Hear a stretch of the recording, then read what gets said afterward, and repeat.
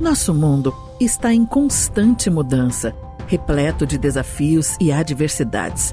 Diante disso, ter a capacidade de compreender, gerenciar e utilizar as emoções de maneira positiva se torna uma habilidade crucial para enfrentar os obstáculos da vida e construir relacionamentos saudáveis. E é daí que surgem indivíduos visionários e apaixonados, que desempenham um papel fundamental na transformação da sociedade em que vivemos. Foi visando ser um desses agentes de transformação que inspira e tem coragem e determinação para criar mudanças na comunidade que Juliana Guimarães decidiu que queria cuidar das pessoas. Quando eu estava na escola ainda, pequena, quinto, sexto ano, eu dava um jeito de ser a representante de classe para poder representar a classe, para levar para as pessoas o interesse dos alunos.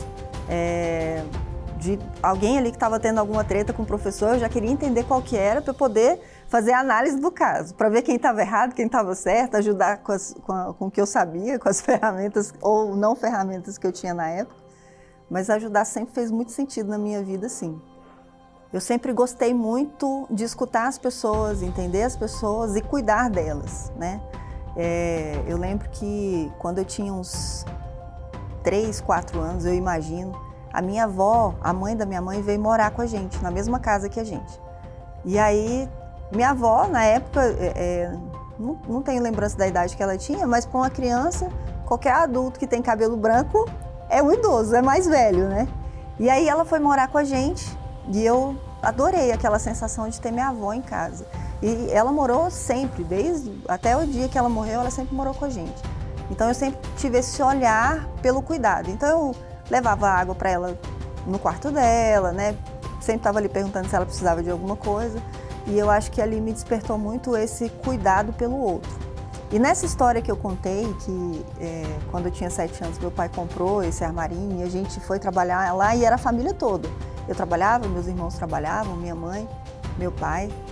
Eu sempre via minha mãe ali atendendo as pessoas, as demandas que as pessoas traziam e ela sempre querendo entender o que as pessoas queriam para entregar para elas o melhor produto, o melhor serviço possível. Então eu acredito que essa história de cuidar vem muito ali daquele ambiente da loja, da venda, né? Quem está vendendo algo tem sempre que entregar um diferencial para o seu cliente, né? Para que ele realmente possa comprar não só o produto, mas também a ideia. E eu sempre vi minha mãe fazendo isso muito bem, cuidando das pessoas, querendo entender por que ela queria tal produto e não o outro, que era semelhante. E aí ela dava ali as melhores estratégias, vamos dizer assim, para a pessoa ter o resultado que ela gostaria que tivesse a partir do produto ali que ela comprasse. Pensando na possibilidade de ajudar pessoas, ela encontrou na fisioterapia sua primeira paixão. E foi através dessa cura pelo contato físico que ela pôde começar a impactar na vida dos outros. Então, eu sou fisioterapeuta de formação, né? Eu me formei em 99 e, na verdade, diferente da moçada da época, eu não tive dificuldade assim, em escolher minha profissão, não.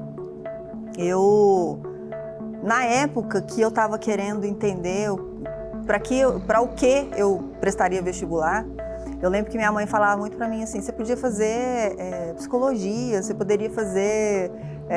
ela já via em mim, né, algo que falava sobre comportamento humano. Mas eu entendia que teria que ser alguma coisa que eu entendia que precisaria ser alguma coisa. Na área de saúde, não que psicologia não seja, mas eu queria ter esse contato com as pessoas, pegar, conversar e ali fazer o tratamento da pessoa, dar o diagnóstico, né? Enfim.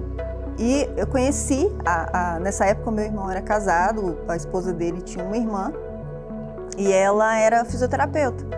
A cunhada do meu irmão era fisioterapeuta e ela foi me contando da profissão, eu achava muito interessante ali, nessa época eu tinha 15, 16 anos. E aí ela me contou uma história que ela conseguiu fazer uma criança andar. E eu acho que, assim, eu não tenho certeza se foi isso, mas hoje, eu trazendo para a memória, é uma memória muito boa para mim. E aquilo me impactou muito e me veio isso à mente. Eu quero ajudar pessoas, eu quero reabilitar pessoas, eu quero entender como reabilitar pessoas. E aí, decidir pela fisioterapia, para mim, foi muito tranquilo, foi muito fácil. Assim, falar da Ju é até fácil, porque ela é uma pessoa que ela traz muito pra junto, né? A Ju só tem qualidades pra mim, eu não consigo ver um defeito na Ju. Eu admiro ela como profissional, como esposa, como mãe. Ela se doa muito ao outro, né? Eu acho que é essa empatia que ela tem mesmo de se colocar no lugar do outro. Acho que é uma palavra para definir a Ju hoje, assim, que é muito usada hoje, é uma pessoa empática. Então a Ju é isso, é esse ser humano que ela agrega, que ela traz para ela, sabe? Ela, como eu vou dizer, ela acolhe mesmo, ela adota todo mundo em volta, assim. Você não se sente só amigo da Ju, você sente parte da vida dela. Sim, família mesmo, é mais que amizade, é compartilhar a vida.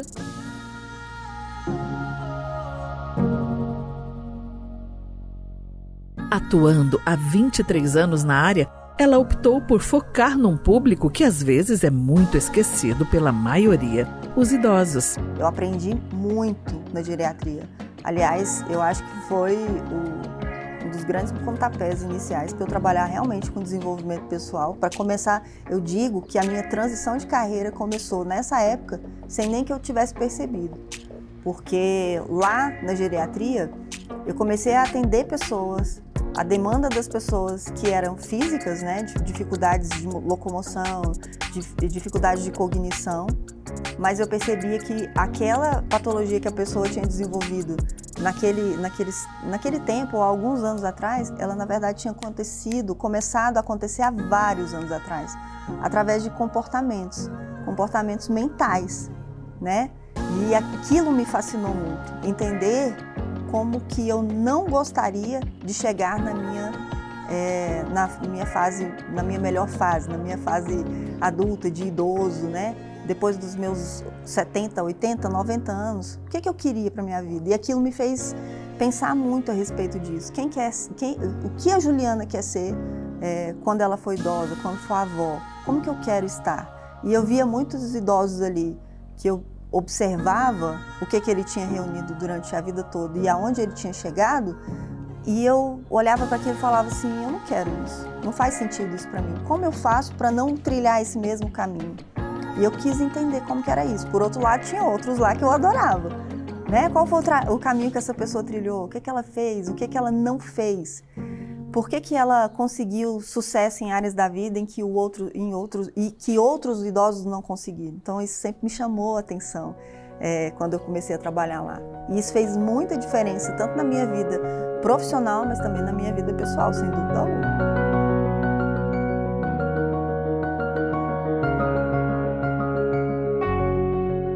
A transição de carreira envolve uma mudança significativa no caminho profissional de uma pessoa, onde ela decide partir para uma nova direção. Esse processo é um momento crucial, pois muitas vezes demanda coragem, autoconhecimento e planejamento estratégico.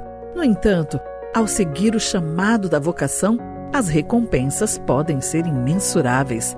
Em 2020, no ano da pandemia, eu trabalhava no enfrentamento e eu lembro que foi uma época bem complicada. Era aquele grande impasse, querer trabalhar para salvar o outro, mas também a dificuldade de voltar para casa. Tanto é que na época teve muita gente que ficou hospedada em hotéis e não voltavam realmente para casa. E aí, nessa época, me trouxe uma incomodação. Será que a única forma que eu tenho para ajudar as pessoas é realmente através da fisioterapia? Porque isso sempre foi um chamado muito forte para mim. Eu entendo que o meu chamado para estar ajudando pessoas a ser pessoas melhores é um chamado como de todos nós, é um chamado divino. Mas eu queria realmente entender como eu poderia estar servindo melhor. E era um paradigma, porque eu pensava assim, poxa, eu vou abandonar as pessoas na guerra, eles estão precisando de mim no enfrentamento, mas eu vou abandonar as pessoas nessa guerra? E logo Deus me trouxe essas respostas com muita clareza. Você pode sim ajudar as pessoas de outras formas, que não seja só esse contato físico, esse contato da fisioterapia. E aí nessa época eu falei assim, olha, eu acho que está na hora de eu realmente começar a estudar um pouco mais sobre desenvolvimento pessoal, desenvolvimento humano, com mais profundidade, e aí eu pensei realmente numa graduação, uma pós-graduação. Na época eu até pensei em fazer o curso de psicologia, eu falei, mas não tem sentido, eu já tenho uma graduação, o que eu posso fazer para estar complementando minha graduação? E aí a melhor saída realmente foi a psicanálise, e hoje eu sou estudante de neurociência, porque eu acredito que são ciências assim que se fundem muito, conversam muito uma com a outra, e quando eu fui estudar psicanálise me trouxe aquele conforto, é realmente isso aqui. Só que tinha outra questão. 20 anos eu sou fisioterapeuta, o que eu vou fazer com isso aqui? Vou abrir um consultório? Não, vou atender online. Ah, boa ideia. E aí comecei, Instagram, rede social, fazer vídeo, e aí as pessoas começaram a se conectar com a ideia, começaram a falar assim, isso que você está falando tem muito sentido. Abri as caixinhas de pergunta, respondi as pessoas, e as pessoas, nossa, fez tanta diferença isso para mim. E eu falando, olha só, tem alguma coisa aí, faz sentido o que eu estou fazendo.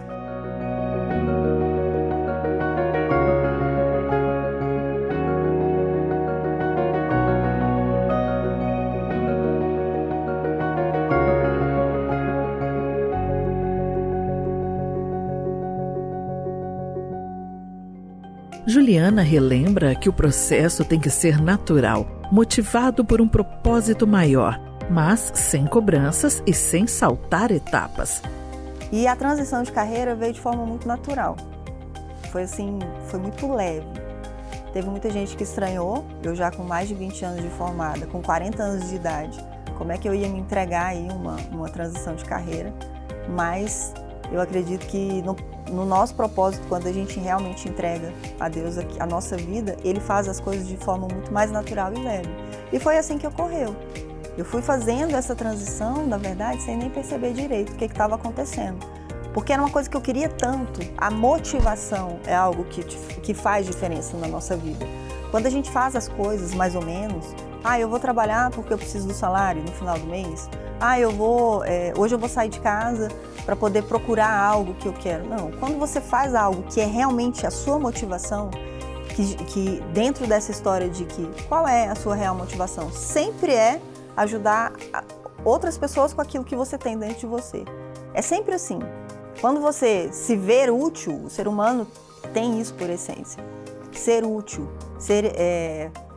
aquilo que ele faz, quando tem sentido para ele e para outras pessoas, sempre vai fazer parte de uma zona confortável dentro do nosso subconsciente.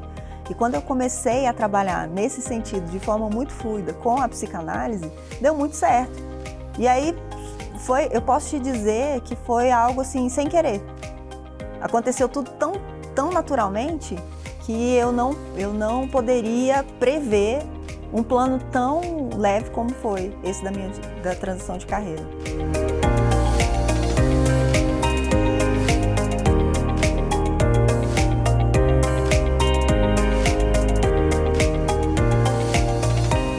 E foi por conta da leveza que a dinâmica da mudança foi tão bem aceita pela família.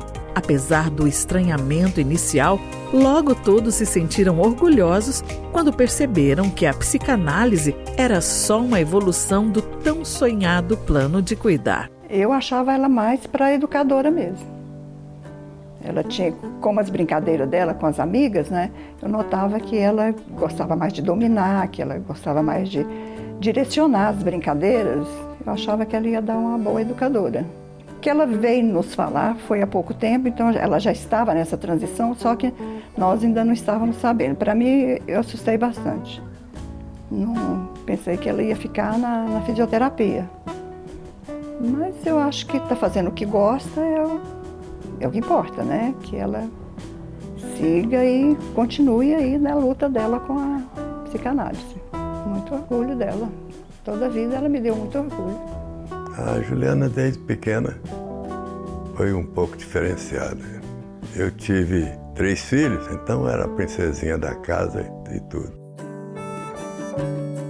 Mas toda a vida ela foi muito determinada nas coisas que ela queria. Quando a gente falava para ela fazer alguma coisa, proibia ela de fazer isso ou aquilo, ela queria saber o porquê. Ela não aceitava só por aceitar as determinações que que você fazia com ela. Então ela tinha de entender o porquê, você tinha de explicar, e às vezes colocava a gente até em situação difícil. Mas está aí, tudo bem, mulher formada, mãe de família, eu acho que excelente mãe de família, excelente filha. Da maneira que ela se sentir realizada, é aquilo que tem de ser para ela. Então, ela tem diversas escolhas e tem diversos momentos para escolha. Ou então, cada fase da nossa vida, ela tem um momento para fazer uma nova escolha. E é o que ela está fazendo nesse momento. Juliana sempre foi uma pessoa muito preocupada, né, com o ser humano. Uma pessoa dedicada, uma pessoa que sempre voltada para esse resgate da pessoa, para o aprimoramento espiritual, né, corpóreo da pessoa. Ela tem sempre esse tom de reabilitação das pessoas, né? E essa migração dela para a psicanálise foi bastante produtiva, né, para ela.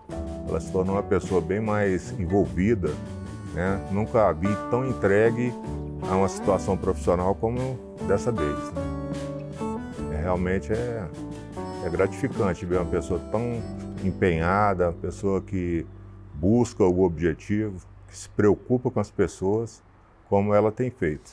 E é bom a gente ver que a esposa da gente é uma representante dessa classe emergente, dessa classe que busca, né, que atinge os seus objetivos. Não é só o buscar.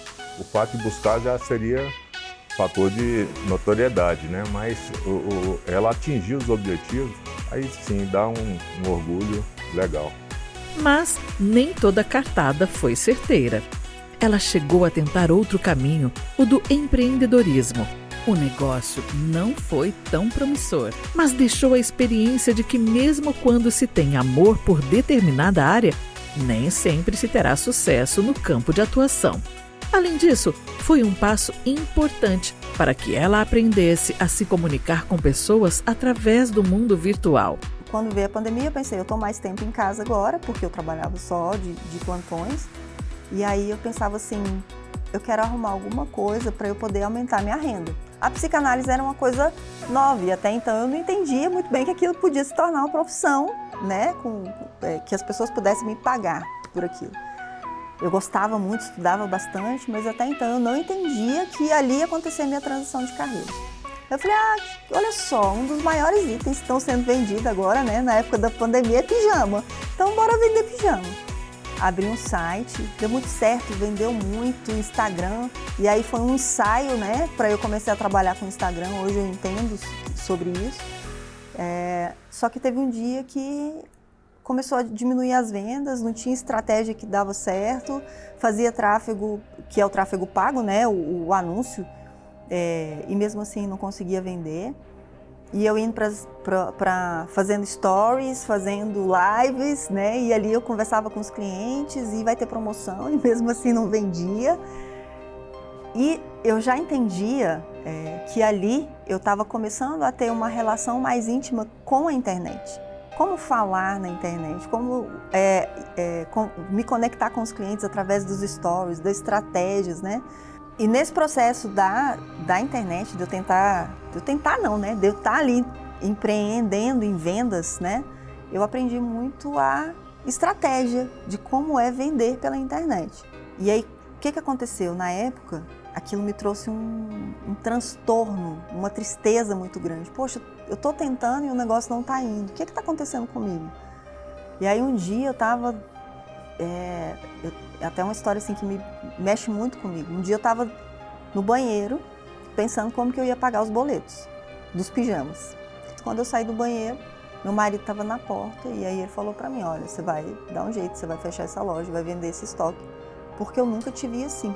Eu sempre fui uma pessoa muito espontânea, muito alegre, muito sorridente. Eu acho que naquele momento ele já estava me vendo, né, entrando num processo ao qual nem eu tinha percebido. A gente sabe que processos como, por exemplo, a depressão, para ela estar instalada realmente, a gente tem que ter eventos emocionais que acontecem repetidamente, pelo menos durante 3 anos, para se ter uma depressão bem desenhada mesmo. E ali eu já percebo que ele já estava vendo algo em mim que não era natural meu. E aí ele falou isso para mim e naquela hora realmente foi um alívio. Pelo menos eu tenho alguém, né, para estar aqui comigo. A dívida aumentou, mas o companheiro está aqui do meu lado. E aí, quando ele falou isso para mim, foi meio que um caminho que eu encontrei. Então tá, vamos fazer promoção, vamos vender isso aí. Paguei os boletos e quanto mais eu ia nesse processo de estar fechando a loja virtual, mais eu ia para os stories e falava sobre eventos emocionais, sobre depressão, ansiedade, estresse, e mais eu conectava com as pessoas. E aí, nessa história do processo, todo processo deve ser vivenciado, é no processo que a gente é curado. É sempre no processo que vem o aprendizado, que você vai ter os arcabouços, as ferramentas que vão chegar para você, para a sua cura. E eu sempre falo assim, que pessoas curadas curam e pessoas doentes adoecem. E nesse meu processo da cura, e ir para os stories, estava fazendo sentido para um bocado de gente, sabe? Falando, nossa, tem muito sentido o que você está falando, porque realmente o meu negócio, eu estou precisando ir para o Sebrae, eu estou precisando me especializar, eu estou precisando achar ferramentas para eu aplicar aqui. Não, eu estou precisando procurar uma terapia. Quanto custa a sua sessão? Eu falei, gente, eu nem atendo ainda. E aí me veio, quanto custa a minha sessão? Se alguém está pedindo o serviço, eu não tenho a demanda para entregar. E aí eu comecei realmente a entender que ali poderia ser, de fato, algo que eu pudesse fazer. Até que um dia uma pessoa falou assim para mim, Juliana, eu me conectei tanto com o que você fala, que eu comecei a realmente entender que todos aqueles problemas que eu estava tendo na minha vida em relação ao estresse, à depressão, à ansiedade, era eu mesma a causadora. Porque eu sempre estava num looping de querer entender por que as pessoas faziam algo que fazia mal para mim. Mas quando eu percebi que era eu que estava causando esse mal em mim, fez muito sentido. Quando essa pessoa falou isso para mim, num direct de Instagram, eu falei, uau! Eu consegui, através de um stories, uma sequência de 3 stories, fazer essa pessoa ver algo que, de repente, tem gente que leva uma vida inteira.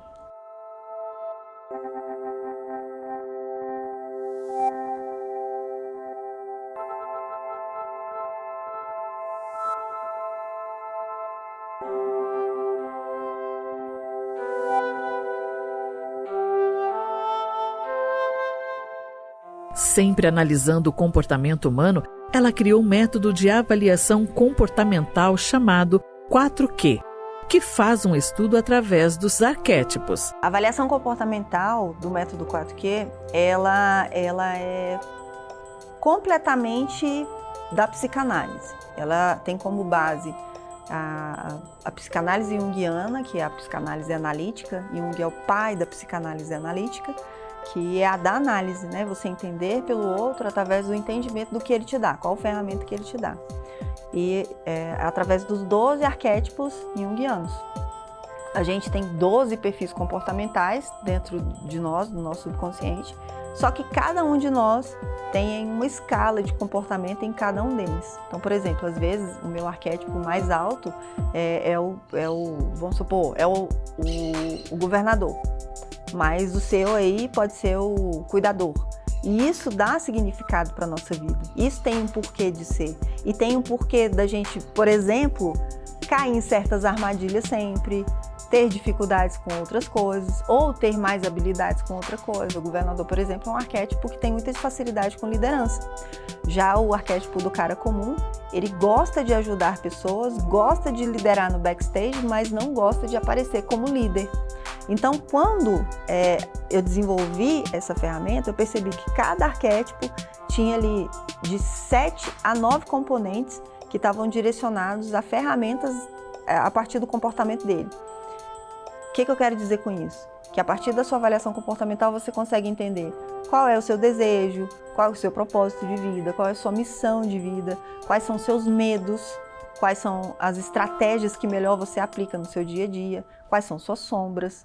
Né? Então, por exemplo, se alguém vem fazer avaliação comigo e eu entendo que a sombra dela, por exemplo, é manipular demais as pessoas, eu levo isso para ela. Será que os resultados negativos que você está tendo na sua vida não é porque você está querendo manipular demais os resultados que estão à sua volta? E aquilo traz um despertamento. Então, já que você é uma pessoa que é manipuladora, você também é uma pessoa muito influente. Vamos aprender a usar influência, vamos aprender a usar a sua estratégia em vez da manipulação, ninguém gosta de ser manipulado. Quando a gente se percebe sendo manipulado para algo, alguém que está querendo alguma coisa da gente de forma manipuladora e não de forma intencional, que existe uma larga diferença entre uma coisa e outra, a pessoa, naturalmente, ela já se afasta. Né? Então, fazer avaliação comportamental, entender mais sobre você mesmo, sempre é uma ferramenta que você vai poder utilizar para o seu bem-estar, para o seu melhor bem-estar, mas também das pessoas que estão à sua volta. Seu marido, sua esposa, seus filhos, seus pais, as pessoas no ambiente do seu trabalho. Um líder de uma empresa que consegue entender o comportamento ali dos seus liderados, vai conseguir levar estratégias muito melhor para cada um. Sem contar que vai conseguir posicionar eles dentro da empresa da melhor maneira possível. Né? Então, por exemplo, às vezes a pessoa não tem facilidade com liderança, mas tem facilidade com pessoas, recepcionar, lidar com pessoas. E existem grupos comportamentais, por exemplo, o grupo comportamental da Sociedade de Prazer. Ele é nato isso dele, lidar com pessoas, estar com pessoas, né? Trazer pessoas para si, conectar. Sabe aquele tiozinho que não pode faltar nas festas? Ele faz parte desse grupo comportamental. Mas tem também aquela outra pessoa, eu estava falando do arquétipo do governador, por exemplo. O arquétipo do governador é aquele líder, o líder nato, né? São os presidentes, são os líderes religiosos. Esses são os governadores, são pessoas que levam essa autoridade, mas também levam o cuidado para as pessoas. Eu vou cuidar de você, pode confiar em mim. É o marido, pelo menos deveria ser o marido como figura dentro da sua própria casa, né? E aí o inocente, outro grupo comportamental, o inocente, é aquela pessoa que é sonhadora, né? Quem não tem um amigo, né? Um amigo, um irmão que é sonhador, que quer conquistar suas coisas, o que está à sua volta através dos seus sonhos, através ali de muito entusiasmo no que faz. Esse é o arquétipo do inocente. E que às vezes tem tanta dificuldade de resolver seus problemas, porque lidar com seus problemas é lidar com a realidade. Então, muita gente, quando vem fazer avaliação comportamental, consegue sim dar guinadas na vida, transição de carreira, melhorar relacionamentos, por se entender dentro daquilo que ela é realmente.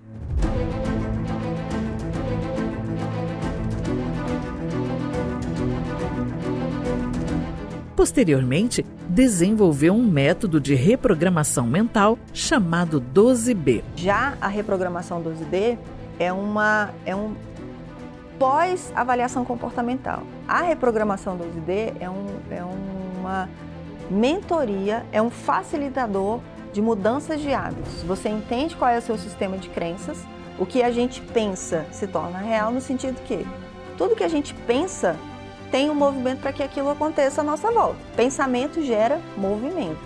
Só que se você tem um sistema de crenças que não te leva, né, para um patamar mais alto, que te faz acreditar que você pode ser uma pessoa melhor, que te faz acreditar que você pode ser uma pessoa diferente, fora da média, se o seu sistema de crenças diz que você não pode ser isso, provavelmente você vai ter uma vida mediana ou até medíocre. Então a gente trabalha realmente o sistema de crença das pessoas para que elas melhorem o seu sistema de hábitos. Hábitos, o que a gente tem na nossa vida hoje, como tudo à nossa volta, é referência, é espelho do seu hábito. O que você faz hoje é o que você tem lá na frente como presente, como aquele objeto que você buscou.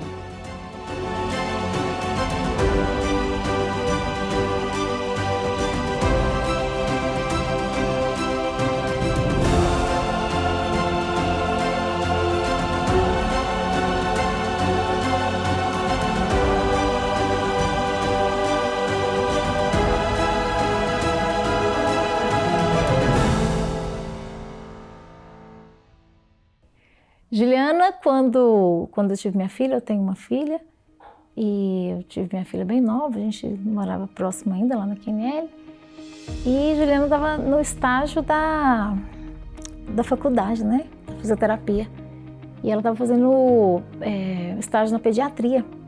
E eu tinha acabado de chegar em casa, assim, com minha filha recém-nascida, tinha pouco tempo, e a Ju chegou lá em casa e falou assim, eu posso dar banho nela? Aí eu sei, tipo assim, eu sei fazer isso, eu dou conta, eu sei fazer. Eu falei, pode, é sua, toma. Eu não sei se ela sabia não, sabe? Eu tenho minhas dúvidas de que ela sabia. Mas ela disse que sabia, eu confiei e deu tudo certo. Graças a Deus, a Brenda tá ótima até hoje. Eu não sei se ela sabia não, mas ela tinha muito amor ali, sabe? Muito cuidado. Nessa nova versão, nesse lado novo da Ju, sabe? Eu ouço muito, eu escuto muito, vejo muita sabedoria no que ela fala todo dia. Ouço muito ela, eu tô o tempo todo lá, tô mandando um oi pra ela, tô de olho no que ela tá falando, sabe? Então, assim, essa experiência de vida mesmo, essa sabedoria, essa educação. Então, assim, é isso, eu vejo que é só evolução, sabe? Só evolução mesmo. Tem dia que ela fala umas coisas que eu falo, meu pai, é pra mim, sabe? Com aquilo assim que você se identifica com o que ela tá falando todo dia. Eu vejo muito, sinto muito isso. Ela tá de bem com a vida todo dia. Todos os dias a Ju grava conteúdo. Todos os dias a Ju tá sorrindo. Então eu falo, meu Deus, como é que eu vou fazer isso? Sabe? Todo dia ela tem uma palavra boa pra dar pra gente. Todo dia ela tem uma coisa legal pra falar, pra gente animar junto com ela. Sabe? E é isso. Essa sabedoria aí de conseguir levar as coisas de bem com a vida desse jeito. Mais gratidão do que a gente reclamar, como a gente faz, ela fala muito nisso.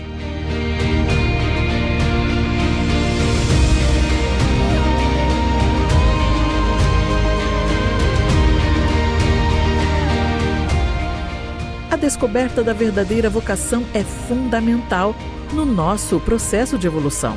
Quando estamos alinhados com nossos interesses, paixões e habilidades, encontramos um propósito maior em nosso trabalho, o que resulta em maior satisfação e motivação. E Juliana se orgulha por ter acertado na escolha da carreira 2 vezes e complementa que a fisioterapia muito lhe ajudou no processo de formação como psicanalista. O que eu trouxe da fisioterapia para a psicanálise foi o trato com as pessoas, a lida com as pessoas. Então, acho que foi muito mais fácil, né? Não foi mais fácil porque nunca foi difícil. Então, assim, eu lidar com as pessoas, eu sempre consegui atender as pessoas dentro das demandas delas. Agora, assim, na fisioterapia, na verdade, a gente já faz ali uma avaliação comportamental.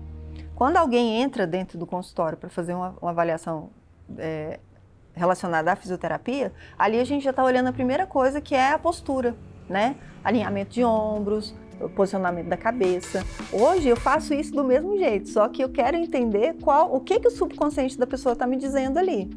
Então, por exemplo, a pessoa entrou, está com os ombros arqueados, né? A cabeça está protusa para frente. O que aquilo significa? O contrário de pessoas que estão com o ombro para trás, olhando na linha do horizonte. Isso tudo denota, na verdade, o subconsciente da pessoa. A nossa postura é resultado do que nós somos no mental. E é pensando em como seu trabalho pode deixar um legado duradouro, motivando outras pessoas e as capacitando para mostrar que todos têm o poder de fazer a diferença e influenciar positivamente o mundo em que vivemos, que ela continua se dedicando ao entendimento da mente humana. Eu me considero um agente de transformação na vida das pessoas com toda certeza. Eu acredito que tudo que eu faço, todos os dias que eu acordo, se não for para transformar a vida de alguém, nem valeu a pena, nem adianta começar. Eu acredito que a gente pode trilhar 4 caminhos básicos para a gente conquistar aquilo que a gente deseja e sonha. O primeiro é autoconhecimento, você tem que entender quem você é. Comece por uma avaliação comportamental, pelo seu perfil comportamental. Entenda realmente quais são suas habilidades ou suas inaptidões. E essas inaptidões, elas também vão fazer você conhecer muito ao seu respeito. Às vezes é numa inaptidão, se você der uma melhoradinha nela, que você tem essa grande mudança de fase, né? Essa grande sacada, essa coisa do mudar a chave, fazer a catraca andar. Por exemplo, quando eu contei a história que eu era fisioterapeuta, mas que eu sentia que faltava alguma coisa, talvez era a minha validação em entender que eu entendia de pessoas. Às vezes eu olhava para mim e me sentia inapta, né? Será que eu realmente sei? Porque eu sabia, estava dentro de mim, só precisava me validar um pouquinho para o negócio sair. A segunda é a motivação. Qual é a sua motivação? Por que você está fazendo isso? O ideal é que você se motive para que você se sinta feliz, né? E geralmente está associado com coisas que a gente gosta de fazer, que gosta de falar, que gosta de se envolver no dia a dia e que, como eu já falei lá atrás, transforme vidas. Quanto mais vidas transformadas à sua volta e num senso bem prático, bem estratégico, bem intencional, mais as pessoas vão te validar. E aí mais você vai falar, olha, realmente faz sentido isso que eu estou fazendo. Ah, Ju, mas então a gente deve ajudar as pessoas porque a gente é interesseiro? Não estou falando isso, não é sobre isso. Mas quando as pessoas te validam no seu subconsciente, é como se você estivesse falando assim, foi legal, isso que você está fazendo faz muito sentido. Você mesmo se valida. Outra coisa é resolução de problemas. A gente tem que aprender a resolver problemas, parar de correr atrás do próprio rabo. Quando a gente começa a resolver um problema, a gente sempre tem uma solução que está logo ali na frente. E por último, tem uma boa rede de apoio. Quem são as pessoas que estão à sua volta? Você já ouviu falar daquela história? Muitos de vocês já devem ter ouvido falar aquela história. Nós somos a média das 5 pessoas que nós convivemos, né? Essa história foi uma história que mexeu comigo muito lá atrás. Quando eu ouvi isso pela primeira vez, eu quis entender assim, como assim? Eu sou as 5 pessoas... Aí eu comecei, né? Fulano, ciclano, tá. E tem outra coisa, tem um estudo que fala que essas 5 pessoas, se você somar os salários dessas 5 pessoas e fizer uma média, é a média do seu salário também. E eu lembro que na época eu fiz e deu super certo. E foi exatamente aquilo. A gente é a média das pessoas que a gente convive. Por quê? Porque pessoas são hábitos. E a gente só convive com as pessoas numa vivência saudável se você repetir os hábitos delas. Porque senão não tem convivência, certo? E aí quando eu comecei a perceber isso, eu comecei a falar quem são as pessoas que eu quero começar a conviver para poder sair do lugar onde eu estou e ir para um lugar melhor. Essa rede de apoio, quem são as pessoas que estão do seu lado? São pessoas que te incentivam ou são pessoas que te derrubam? São pessoas que te fazem ir para um lugar melhor? São pessoas que te impulsionam, que mexem com você? E tem outra coisa também. Quando a gente fala de rede de apoio, e que se você se propor a ser uma pessoa melhor, você tem que estar pronto para o confronto. Pessoas que querem melhorar, não pode ter mimimi. A gente tem que se entregar ao processo e entender que vai doer. Processo é processo. E a gente só chega lá do outro lado quando a gente passa pelo processo. Não tem como encurtar caminhos, a gente tem que passar pelo processo. Quando você fala assim, Ju, como foi que a geriatria fez sentido para você? Como foi que a fisioterapia fez sentido para você? Porque na verdade a gente é uma soma de tudo na vida. A gente vai somando e aqui vai tendo os resultados. O que eu vou ser amanhã é resultado do que eu sou hoje, somado a tudo aquilo que está à minha volta.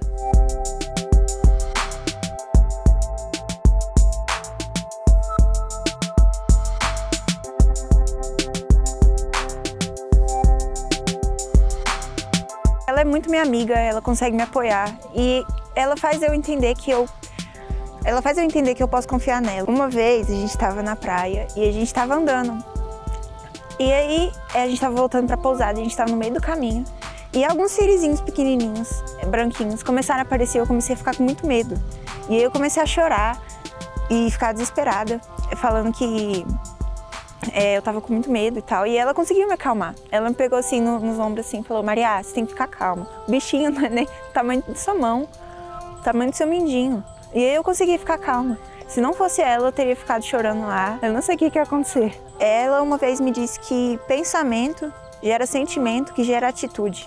E eu vou levar isso pro resto da minha vida, porque eu sei como que o meu pensamento pode alterar as minhas escolhas, alterar a minha vida. Ela, além de ajudar a gente, ajuda as outras pessoas.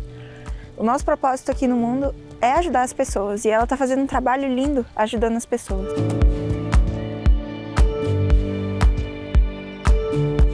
Uma coisa que minha mãe me ensinou que eu vou levar para o resto da minha vida inteira é não faça com os outros o que você não gostaria que fizessem com você mesmo. Eu apoio muito o que ela faz e sempre vou apoiar, porque eu sei que isso vai trazer muita prosperidade para a vida dela e para a nossa.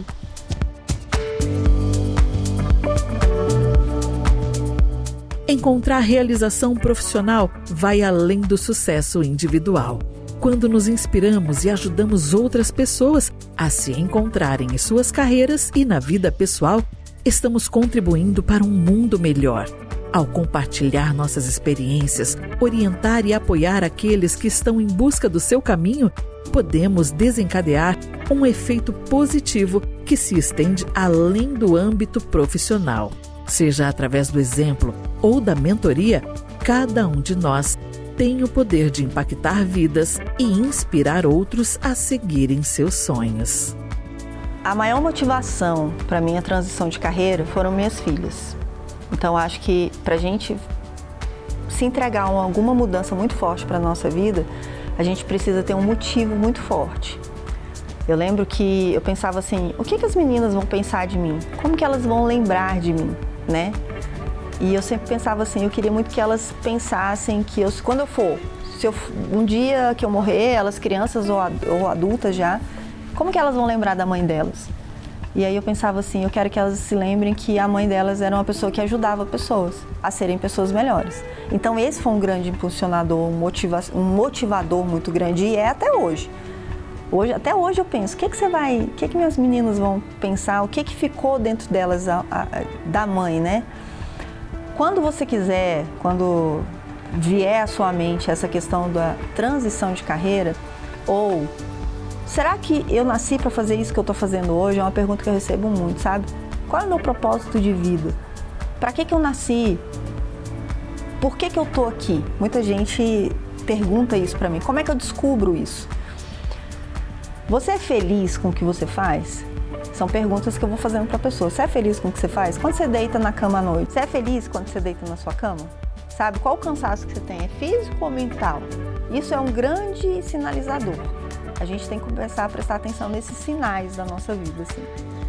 Então, tá tudo bem? Ok? Continua. Vai estudar, vai se melhorar, né? Hoje a gente está num mundo onde as pessoas sabem tão pouco a respeito do conhecimento. As pessoas estão indo atrás tanto de coisas rápidas, vídeos no YouTube, leituras rápidas. Hoje é muito difícil alguém ler um artigo científico. O povo nem sabe o que é isso. Então, para se destacar hoje não está difícil. Muito pelo contrário que as pessoas acham.